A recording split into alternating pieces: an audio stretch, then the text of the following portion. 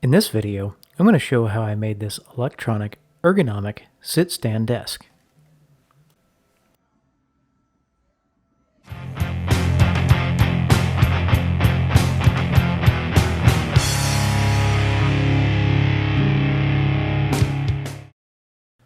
Let me introduce you to the Franken Desk. This desk has gone through many iterations over the last, we'll say, almost 30 years. And as you can see, it's got several different pieces. I welded that metal base back in high school. I added this manual sit-stand piece just a few years ago. But even though you're just getting introduced to this character, it's time for something new. I ordered an electric sit-stand frame and it showed up at my front door. So I drug it inside, started unpacking it and putting it together. Once I got everything together, I used it to come up with the basic plan for my top. I say basic plan because I adjusted quite a bit along the way. But I'll save you the details of me putting this thing together. So once I get in my shop, I'm going to start looking through my wood selection to see what I have to make this top out of. I know I've got some bloodwood, some walnut, and a whole bunch of ash. I'm going to lay it all out and see what I have to work with. Here I have a piece with a very crooked edge. I've got the tools that I can work that out, but I really don't want to mess with that. So I'm going to set this one aside for now.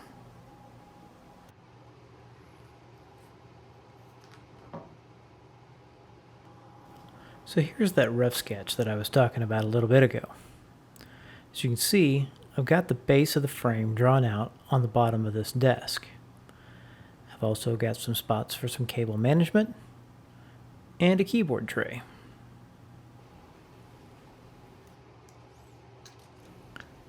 So I'll start measuring out my pieces so that I can start cutting them to rough length.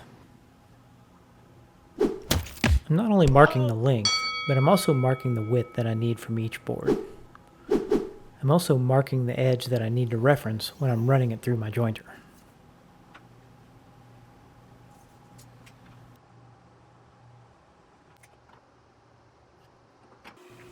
Then I'll take it over to my miter saw and cut it to rough length. Now I'll only use the miter saw to cut to rough length because, as I've mentioned in my other videos, the miter saw and I don't really get along.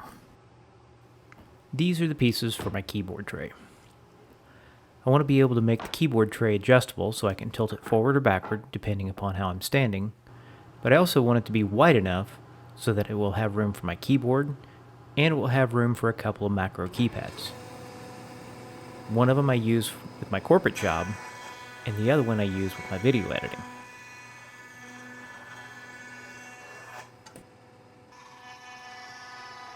I'll run each board across the jointer to get one clean edge, and then I'll lay them down to check and make sure that everything is lining up correctly. Next, I'll rip down some bloodwood to use as some accents between the joints.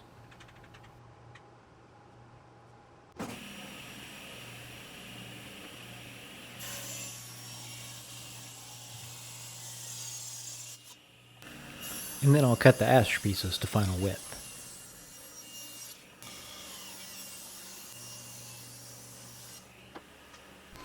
And then I'll give all the pieces a pass through the planer just to make sure that they're all the same thickness.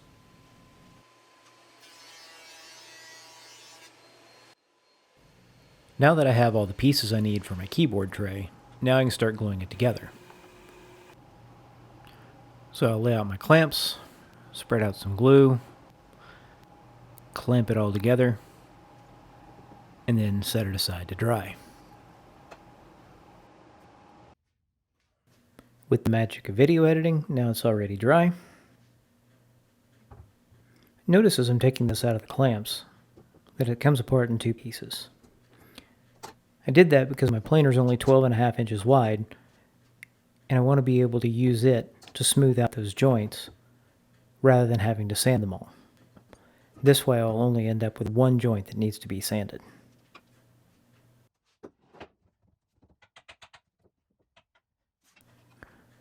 Before I run this through the planer, I'm going to scrape off any excess glue squeeze out that I can, because that glue can be kind of hard on the planer knives.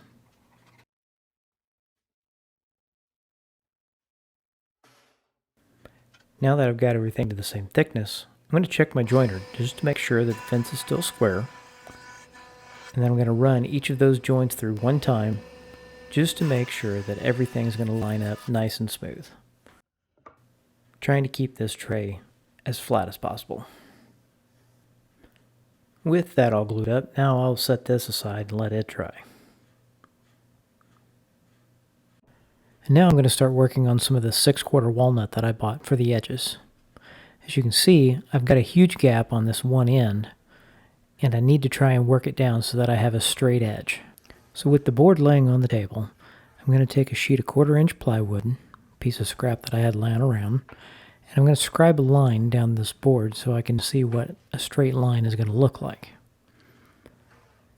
As long as this board is, I can't accurately just run it across a 42-inch planer bed and expect it to come out straight. I'll run the high spots across the jointer until I can work down closer to that line. And then once everything's straight, then I can run the full length of the board and end up with a straight edge all the way across. And voila, it's a success. No gaps all the way down my straight edge from one end to the next. That's one straight edge. I'll have 8 pieces of walnut in this desk. I'll have 2 long pieces that run from one side to the other. I'll have 2 at the breadboard ends. I'll have the front piece on either side of the keyboard tray. And then I'll have the panels for the cable trays. Out of this board, I'll get one of the long pieces and the 2 breadboard ends.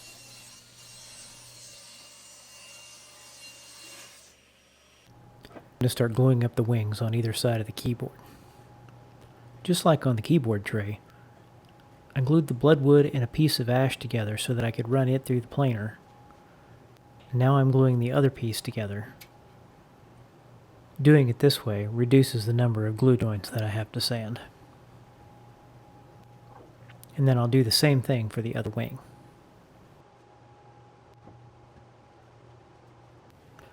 And now I'm laying out the pieces that go on either end and in the middle of the cable management tray. I'm going to cut this piece into 3 pieces to use for this rather than doing one long piece and then having to cut all of that material out and waste it. I want to do radius ends on the cable covers, so I'm laying out the matching radius on the desktop here with my old school compass.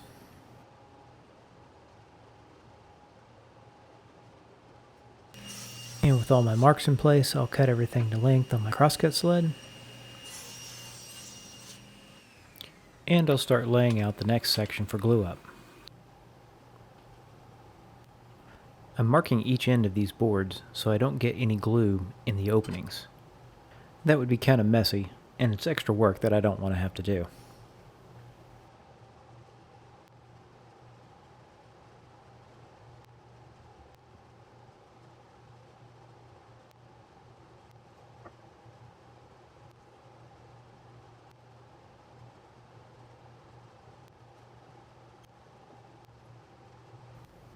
Now with that section glued up, I'll glue up the next section. Again, my planer's only 12.5 inches wide, so I'm gluing this up in several different pieces so I can get everything to the same thickness. Once I get all the different sections to the same thickness, then I'll do one big glue up and bring it all together. While I'm waiting on those other pieces to dry, then I'll pencil mark the keyboard tray, and then I'm going to give it a rough sanding with 120 grit paper. And then I'll set it aside again and wait till later.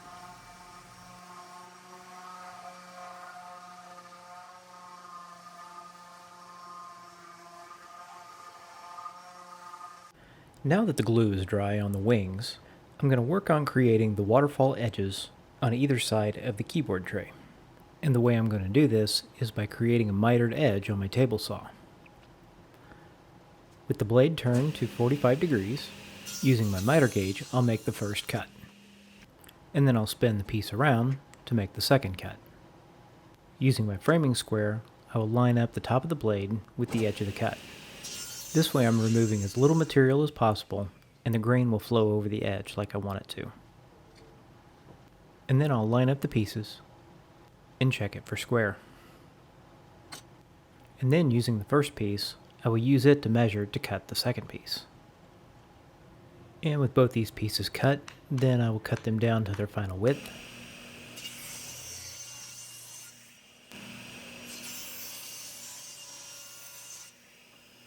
Before I glue these pieces together, I'm going to mark and drill for the shelf pins for the keyboard tray. It'd be a lot easier to handle these as small pieces than trying to hold the large pieces under the drill press. And that way I don't have to try and use a hand drill on them either. And now with all the holes drilled, then I'll run my sander over it to clean up any of the burrs left behind by the drill press. So now it's time to glue these pieces together. I'm using biscuits in this joint to keep the joint aligned while the glue dries. I'll start with a dry fit to see how everything aligns, and then I'm going to tape off the inside of this joint so that whenever there's glue squeeze out, it won't be such a pain to clean up. And now I'll get a bit generous with the glue. Put some glue in each of the biscuit slots,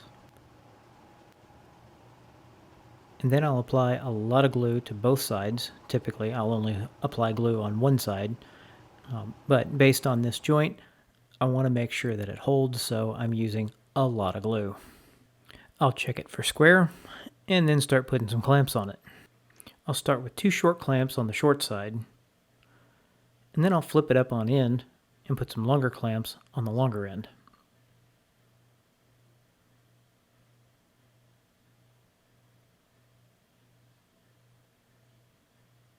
Then I'll check it for square one more time and set it aside to dry.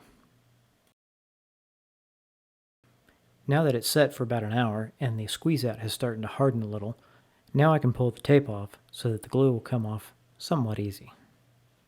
And now that I'm waiting for the glue to dry on those other pieces, I'm going to return to these other top pieces and plane them down to their final thickness. With each pass, I'll check them with my caliper just to make sure that everything is coming out to the right thickness.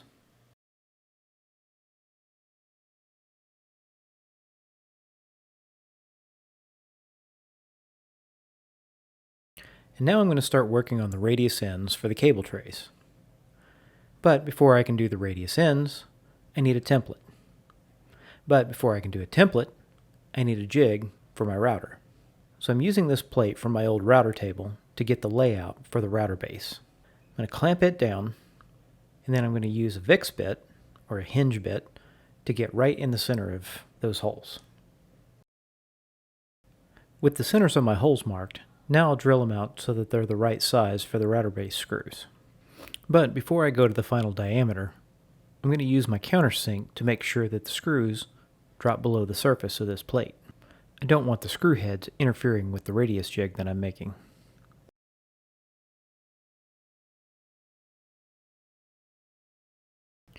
Using some 3/8 inch 1032 bugle head screws, I'll fasten this plate to the base.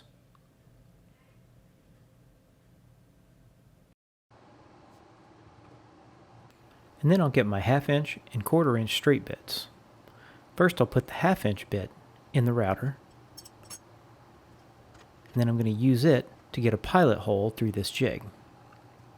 Since I don't have a plunge base for my router, I'm going to use a rather unorthodox method of getting this bit plunged into this base. With a firm grip with the router in my left hand, then I'll twist the base with my right hand until the bit goes through. And then I'll switch the 1/2 inch bit for a 1/4 inch bit, and then using my caliper, I will measure and mark for the radius of the cable tray.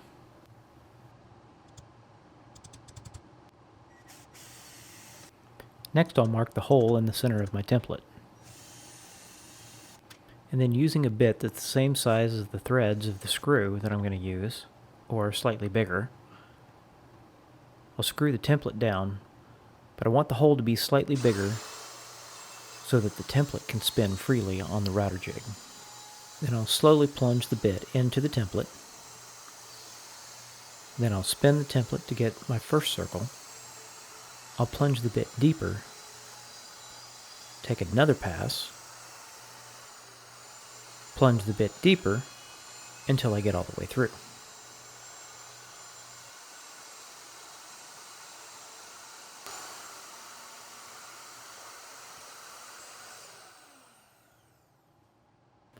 And then I'll take my template over to the bandsaw and cut down each line.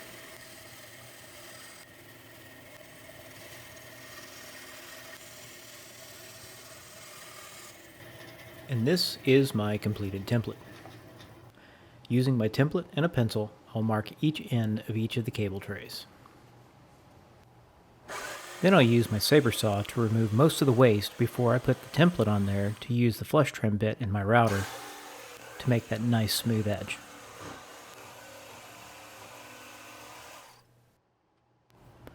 Next I'll use some double stick tape to apply the template to the workpiece.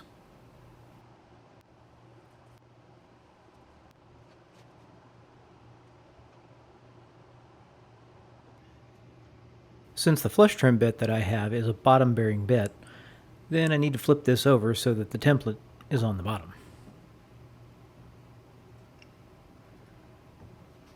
And now I'll run the router around the template to get that nice smooth edge.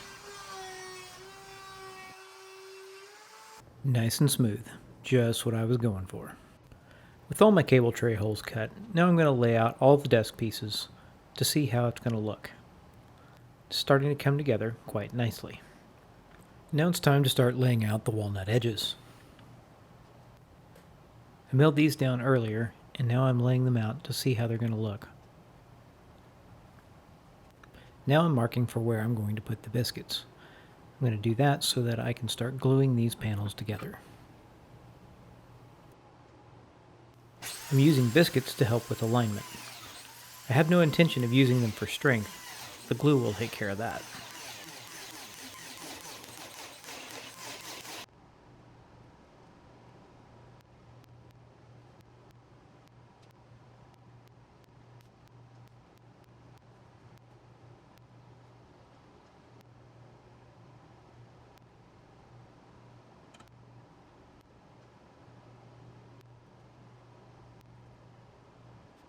And with all my sections glued together, now it's time to throw some clamps on it.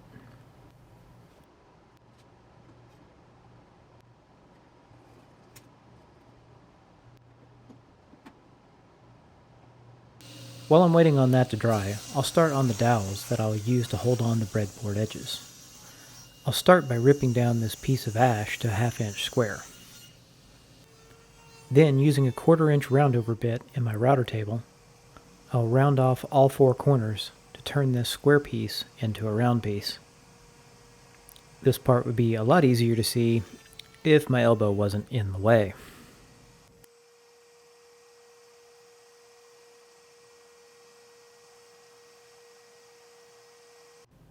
Now that the glue's dry, I can take the clamps off and put them away, and then I can work on squaring up the ends of this desktop.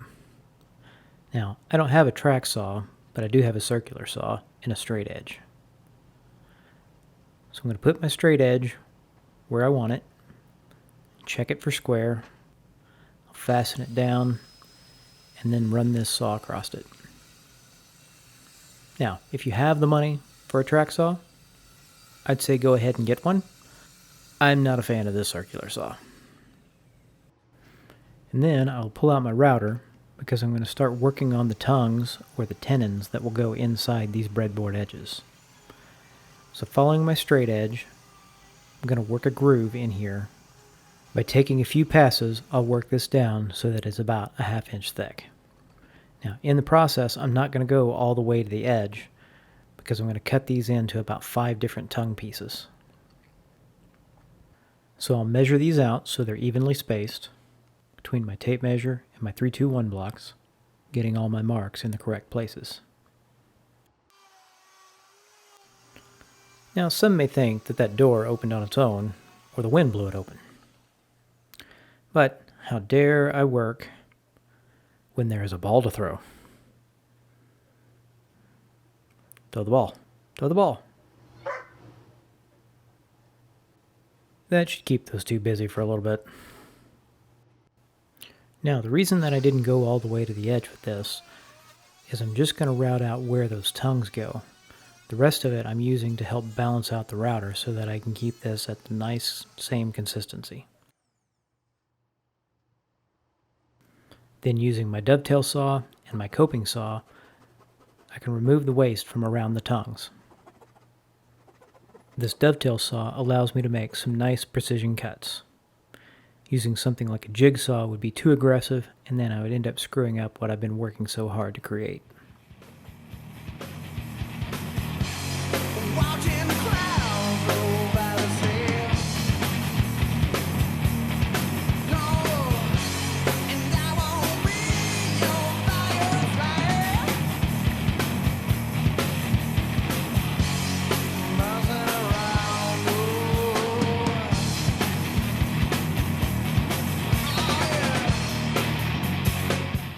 So now, using my mortising machine, I'll hollow out the end of the breadboard edge to receive the tongue on the end of the desk. Having to remove this a ½ inch at a time, yes, it is really tedious. But I will spare you from having to watch all of that. So with all that hollowed out, now it's time to check the fit. So it's a little bit snug to start, but nothing that a little percussive persuasion can't fix.